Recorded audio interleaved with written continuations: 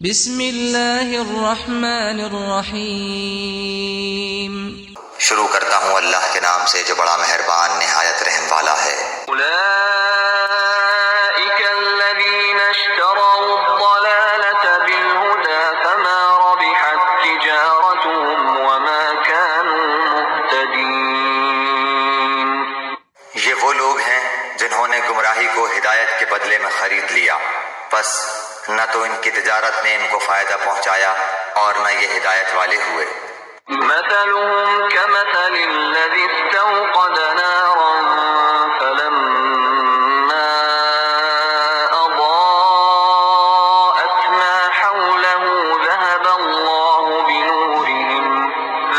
الله بنورهم وتركهم في ظلمات لا يبصرون۔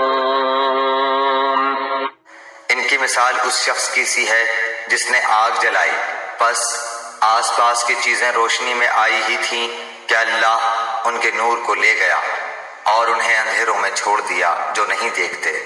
مطلب یہ ہے کہ جب ایک اللہ کے بندے نے روشنی پھیلائی اور حق کو باطل سے، صحیح کو غلط سے، راہ راست کو گمراہیوں سے چھانٹ کر بالکل نمایاں کر دیا، تو جو لوگ دیدہ بینا رکھتے تھے ان پر تو ساری حقیقتیں روشن ہو گئیں، مگر یہ منافق جو نفس پرستی میں اندھے ہو رہے تھے ان کو اس روشنی میں کچھ نظر نہ آیا۔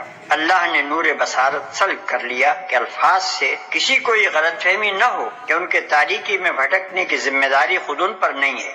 اللہ نور بصارت اسی کا سلب کرتا ہے جو خود حق کا طالب نہیں ہوتا، خود ہدایت کے بجائے گمراہی کو اپنے لیے پسند کرتا ہے، خود صداقت کا روشن چہرہ نہیں دیکھنا چاہتا۔